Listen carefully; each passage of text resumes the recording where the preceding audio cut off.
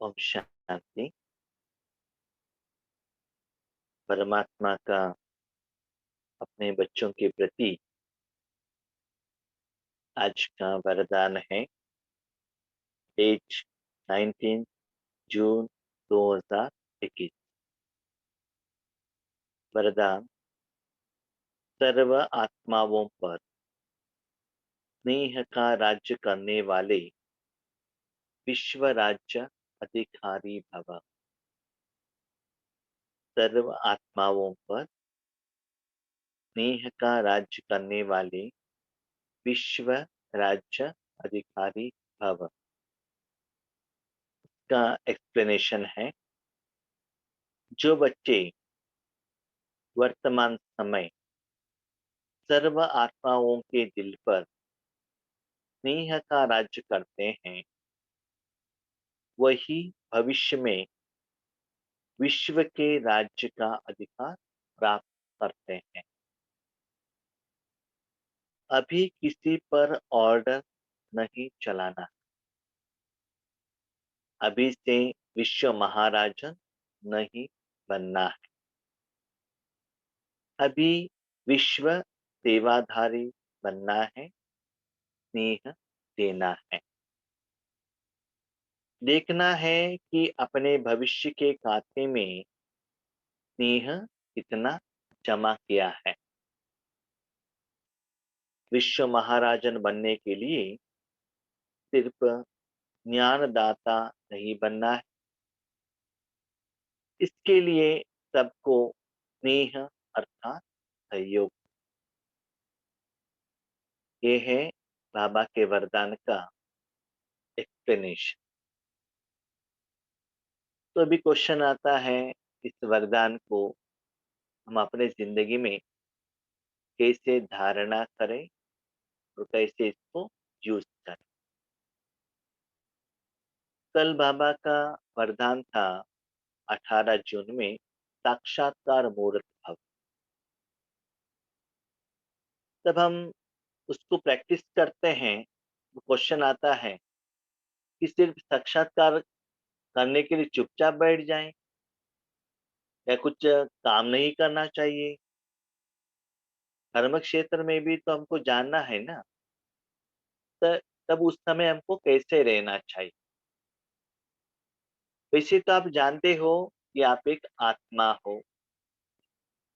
आपके कनेक्शन में जो भी आते हैं वो भी आत्माएं हैं, लेकिन उनको किस भाव से देखना है। तो रिसेंट मुरली को आप देख लीजिए। बाबा अपने बच्चों को ज्यादातर स्नेह के रूप में ही देख रहे हैं।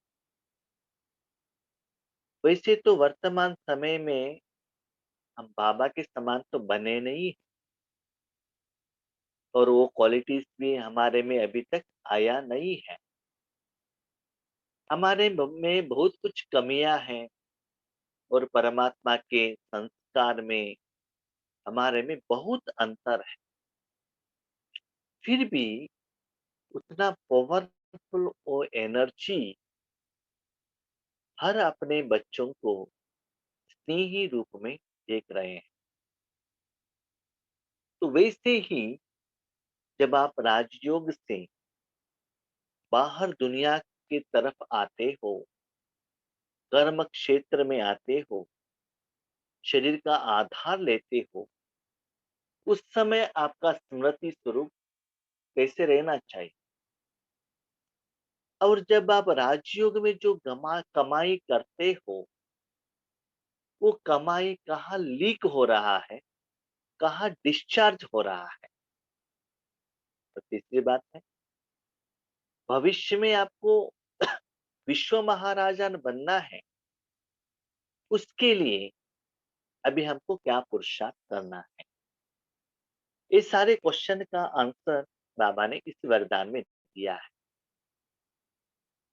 ज्यादातर क्या होता है, जब हम शरीर की स्मृति में आते हैं तो हमारा जो पुराना संस्कार के आधार पर अपने स्मृति को चेंज करते हैं कि मैं माँ हूँ, ये मेरा बेटा है। उन्होंने कुछ गलती कर दिया, उनको थप्पड़ लगाओ, उसके ऊपर गुस्सा करो, ठीक है? स्कूल में आप टीचर बनेंगे, स्टूडेंट के ऊपर आप मिशन ग्रांट, आप हायर ऑफिसर हो, नीचे आपके वर्कर के ऊपर आप गुस्सा कर सकते हैं। ऐसे हमने क्या किया है? अपने मन में धारणा कर ली है और दुनिया में देख लिया है। अभी देखिए भगवान कितना पावरफुल एनर्जी है।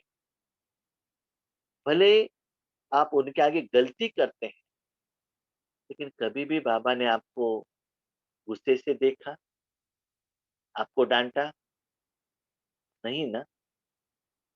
तो बाप समान बनना है, तो वो क्वालिटी भी आपके मन में आना चाहिए। तो हर एक आत्मा के साथ स्नेह से व्यवहार करो और हर एक आत्मा को अपने समान देखो, इक्वलेंट, ठीक है? भले वो आपके प्रति कैसे भी समझे। अभी भगवान की तरफ कोई उनके साथ झगड़ा करते हैं, कुछ उनसे मांगते हैं, कुछ उनके ऊपर भी बैठते हैं और उस भगवान को ही बेटा मानते हैं, हमारे भोले भोले माताएं। किसी भी संबंध में रखो, लेकिन बाबा हर एक आत्मा को रिस्पेक्ट देता है। तो बाबा यही कहता है, मेरे हर आत्मा में कुछ ना कुछ विशेषता जरूर है बच्चे। लेकिन हम देखा जाए, वो विशेषता भी उस भगवान ने ही दिया है, भगवान का ही जायदाद है। उसके कारण उस आत्मा में वो विशेषता है और खुद का गुण, शक्ति, जायदाद बच्चों को देता है और कहते हैं, मेरा बेटा इतना महान है, इतना गुणवान है, इतना शक्तिशाली। तो देखिए वो भगवान में कितना निरहंकारपन है।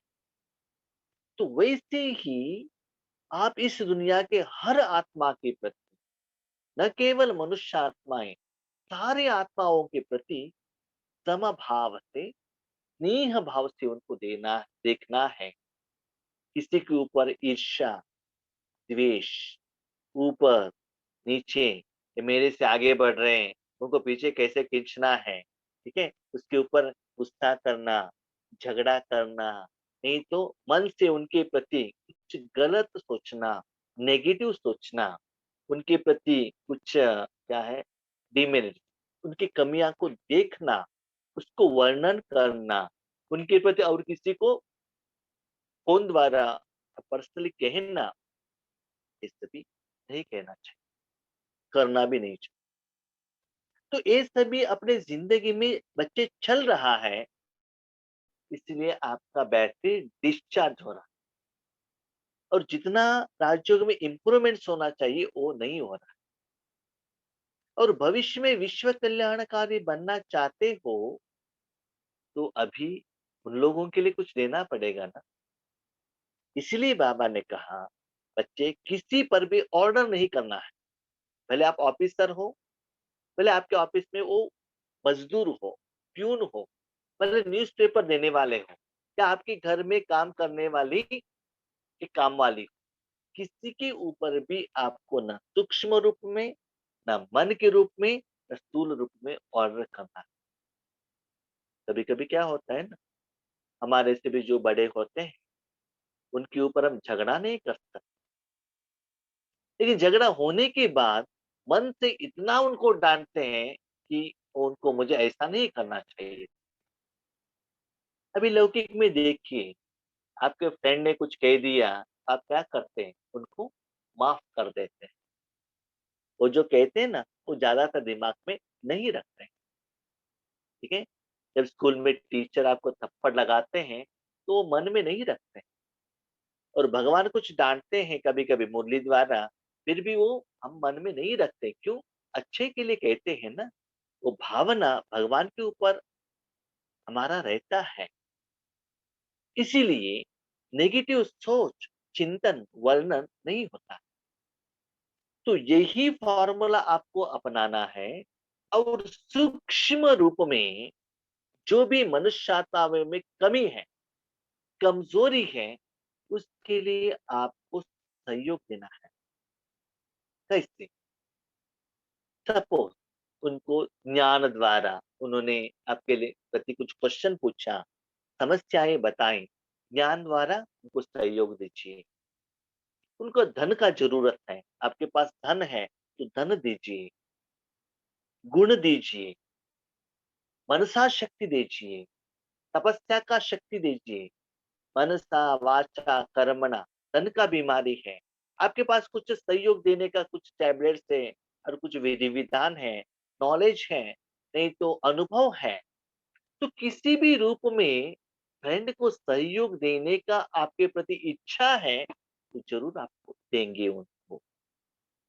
जैसे अपने बच्चों को बीमारी है तो कितना सहयोग देते हैं, गोद में लेकर उनको प्यार भी करते हैं और भोजन भी खिलाते हैं, टैबलेट्स भी देते हैं, डॉक्टर के पास भी लेकर जाते हैं। ठीक है, वही बच्चों ने कुछ हरकत कर दिया, वो कुछ हरकत करता है तो ड्रामा के अनुसार करता है, लेकिन आपको अच्छा नहीं लगता है तो आप उनको थप्पड़ भी मारते है ना। तो बाबा कहते हैं गिव रिस्पेक्ट, टेक रिस्पेक्ट। जब आप महाराजा बनते हो उस समय आपके राज्य का सारे प्रजा आपको रिस्पेक्ट देना चाहिए। किसके आधार पर? संगम युग में जो आप उनके प्रति सूक्ष्म रूप में रिस्पेक्ट देते हो, उसका ही रिटर्न में 2500 साल वो लोग रिस्पेक्ट देते हैं। रिस्पेक्ट मांगना नहीं है, पहले आप दे दो उनको रिस्पेक्ट। तो उनको क्या करना है? दिल से उनको सहयोग, तो उसके आधार पर वो सभी आपका प्रजा बनेंगे, तब आप विश्व महाराजन बने। एक जगह पर राज्यों के टाइम पर आप साक्षात्कार मूर्त बनकर बैठते हैं, सब कुछ बाबा का हवाले कर देते हैं, ईश्वरीय सेवा होता है, खुशी का अनुभव भी होता है, और स्थिति स्मृति भी आपको अच्छा लगता है। फॉर एग्जाम्पल, आप इस समय में हम लोगों को जो बाबा ने टाइम टेबल दिया है, अमृत वेले का योग, नुमा शाम का योग और गुड नाइट योग, उस समय तो हमको बहुत अच्छा लगता है, लेकिन जब लौकिक कार्य में जाएंगे तो सारा एनर्जी डाउन। अमृत वेले में स्थिति बहुत अच्छा था और नुमा शाम तक आ गए तो सारा स्थिति डाउन। तो ये डाउन क्यों हो रहा है, इसका रीजन बाबा बता रहे हैं। क्योंकि हर दिन जो भी मनुष्य आत्माओं के साथ आप आते हैं, इसे सोच चिंतन हरकत कर्म करने के कारण नेक्स्ट योग करने तक वो पहले का बैटरी, अनुभूति, अनुभव, चार्जिंग नहीं रहती। इसीलिए आपको स्टार्टिंग से और योग करना पड़ता है। इसलिए बाबा कहते हैं कर्म करते हुए भी इस भाव से देखो कि हर आत्मा मेरा फ्रेंड है और उनको सहयोग देना है। और वर्तमान समय में तो देख लीजिए, आप स्थूल रूप में किसी को स्नेह देना से हेल्प करना चाहते हैं तो भी नहीं हो सकता है। यहाँ तक कोई एक बेटा है, उसके पिताजी या माताजी ने शरीर को त्याग कर दिया है, उस शरीर को अग्नि लगाने तक भी जाने के लिए नहीं हो रहा है, ऐसा कंडीशन है। तो स्थूल रूप में हम जाके सहयोग नहीं दे सकते हैं। भले आपके पास पैसा है, कभी कभी पैसा भी आप नहीं दे सकते। आपके पास गोल्ड है, लेकिन बैंक में रखने के लिए बैंक ओपन नहीं है। आपके पास पैसा है, आप अपने कोई पहचान वालों को पैसा देना चाहते हैं, लेकिन उनके पास एंड्रॉइड मोबाइल नहीं है, गूगल पे नहीं है, बैंक अकाउंट के साथ वो कनेक्टेड नहीं है, तो उनको पैसा देना है तो स्कूल में जाकर आपको देना पड़ेगा। देने के लिए आप अभी ट्रेन है, बस है, फ्लाइट है, तो मनसा सहयोग दे सकते हैं। तो वही बाबा ने कहा दिल का सहयोग दो, दिल माना मन, आत्मिक सहयोग दो, सभी को दो, उसमें कुछ डिफरेंशिएशन मत करना। हम क्या करते हैं, नहीं नहीं बाबा मेरे बेटे के लिए ज्यादा दे दो ना, मेरे बेटे के लिए 21 दिन में योग करती हूँ, है ना। इससे क्या होता है, बेटे के लिए आप दे देंगे लेकिन बाकी जो 850 करोड़ आत्माओं से जो आ रहा है नेगेटिव, उसके लिए क्या है? हुँ? जब एक ही बार आपको शुगर भी है, बीपी है, आँखों का भी प्रॉब्लम है, कैंसर भी है, सिर्फ़ एक कोई बीमारी के लिए आप ट्रीटमेंट लेंगे, तो बाकी बीमारी के लिए आप मेडिसिन नहीं लेंगे, तो हालत क्या होगा? तो जो भी बीमारी है, सभी के लिए मेडिकेशन आपको लेना पड़ता है ना। इसीलिए राजयोग में जो आपको अनुभव होना चाहिए और वरदान में जो बाबा स्थिति कह रहे हैं, वो स्थिति हम पा नहीं रहे हैं। रीज़न ये है, एक जगह पर कमाई हो रहा है, सुकर्म हो रहा है, अनुभव हो रहा है, दूसरी जगह पर डिस्चार्ज और विकर्म भी साथ-साथ हो रहा है। इसलिए वो स्थिति क्या है हमको समझ में भी नहीं आ रहा है, अनुभव भी नहीं हो रहा है। तो इस सभी में आपको अपने मन को परिवर्तन करना बहुत ज़रूरी है। आप विश्व महाराजन बनना चाहते हो तो, वैसे ही आसानी से आप विश्व महाराजा नहीं बनते हैं। अपने मन परिवर्तन करना पड़ेगा, सोच परिवर्तन करना पड़ेगा, चिंतन परिवर्तन करना पड़ेगा, योग के समय में भी करना पड़ेगा, कर्म क्षेत्र में भी परिवर्तन करना पड़ेगा, आपके अपने मन में करना। कभी-कभी हम कहते हैं, नहीं, नहीं भाई जी हम तो परिवर्तन होंगे, लेकिन आगे वाले नहीं होते हैं। तो क्या? अब स्टार्ट तो करो ना। देखो उसका रिजल्ट कितना सुंदर आता है। ठीक है? स्टार्टिंग आप करेंगे, तो उस भावना से वो लोग नहीं देखते हैं। अभी मैं लौकिक का भी मैं देख रहा हूँ, या अलौकिक में भी हम देख रहे हैं। लौकिक में पहले कैसे देखते थे हमको और आज कैसे देख रहे हैं। जितना स्पिरिचुअलिटी की ओर आप बढ़ते हैं, वो स्पिरिचुअलिटी एडेड रिस्पेक्ट आपको मिल जाता है। लौकिक में आपको पता चलता है ब्रह्म कुमारी से हैं, तो वो एडेड मिल जाता है। कोई पुजारी बनते हैं उनके घर में, तो उनको रिस्पेक्ट मिलता है ना। मम्मा को उनके माँ ने भी रिस्पेक्ट दिया है ना।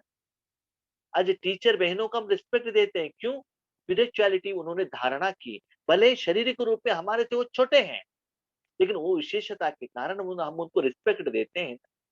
तो ऐसे इस दुनिया में हर मनुष्य आत्मा में कुछ विशेषता है, उसके लिए आप रिस्पेक्ट दो, साथ-साथ में सहयोग भी। कैसा सहयोग? भगवान की शक्ति का सहयोग। भले धन का नहीं हो सकता है आपके पास, है तो देंगे तो अच्छा है, नहीं है तो भी वो परमात्मा का शक्ति का सहयोग तो आप दे सकते हैं ना, क्योंकि आपको फ्री में मिल रहा है। नहीं तो भगवान को बिठा वो वही दे रहा है ना। तो ये प्रोसेस कर्म क्षेत्र में करना चाहिए। क्यों? तो बाबा एक बात कहते हैं, बच्चे सोचो, राज्यों के टाइम पर सारे दुनिया को आप प्रकाश दे रहे हो, बाकी का टाइम में मेरे पति ठीक नहीं है, बच्चे ठीक नहीं है, हाँ? आगे घर वाले ठीक नहीं है, वो ठीक नहीं है, ये ठीक नहीं, ऐसा वाइब्रेशन, ऐसा सोच, ऐसा चिंतन भेजेंगे, तो राजयोग में बैठ के प्रकाश देने का क्या मतलब? क्या मतलब?